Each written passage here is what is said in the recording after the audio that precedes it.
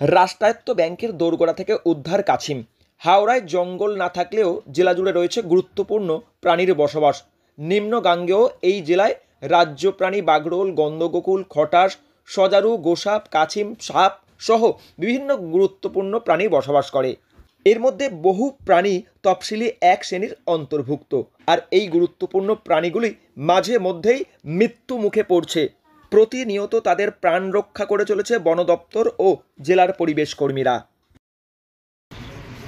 আচ্ছা, আমরা এখন আছি, দেখতে পাচ্ছেন যে স্টেট ব্যাংক অফ ইন্ডিয়ার বাগনান ব্রাঞ্চে।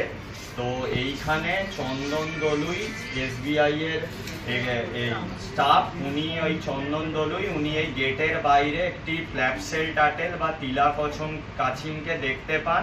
তো উনি তৎক্ষণাৎ আসেন এবং ব্রাঞ্চ ম্যানেজার সঙ্গীতা সাহা ম্যামকে জানান।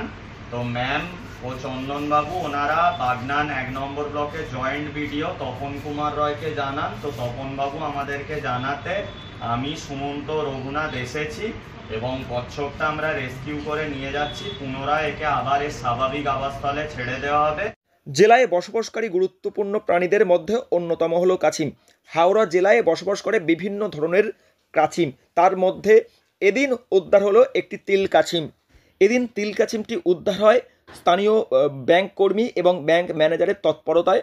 কাছিমটি দেখে তারা উদ্ধার করে এবং পরবর্তী সময়ে স্থানীয় বিডিও অফিসে যোগাযোগ করেন। বিডিও অর্থাৎ ব্লক সমষ্টি আধিকারিক মারফত খবর পৌঁছয় বন্যপ্রাণ সংরক্ষণকারী চিত্তক প্রামাণিকের কাছে। খবর পেয়েই দ্রুত ঘটনাস্থলে পৌঁছয় পরিবেশ কর্মীরা। ধন্যবাদ জানাই চন্দনবাবু, সঙ্গীতা ম্যাম সহ স্টেট ব্যাংক অফ ইন্ডিয়ার সমস্ত স্টাফেদের, যে তারা বন্যপ্রাণ সংরক্ষণে সচেতনতার নজির গড়েছেন।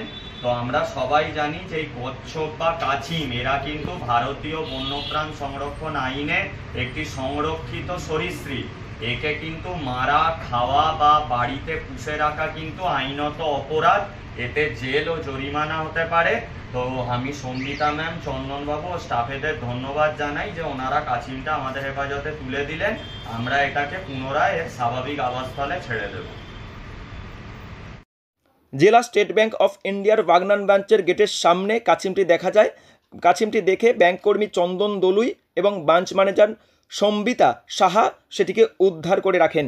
পরিবেশ কর্মীদের কথায় বর্তমান সময়ে সাধারণ মানুষের মধ্যে সচেতনতা বৃদ্ধি পেয়েছে, যে কারণে জেলার বিভিন্ন প্রান্তে বন্যপ্রাণী আহত বা লোকালয়ে প্রবেশের খবর পরিবেশ কর্মী ও বন দপ্তরে পৌঁছে দিচ্ছে সাধারণ মানুষ। হাওড়া থেকে রাকেশ মাইতি, লোকাল 18 বাংলা।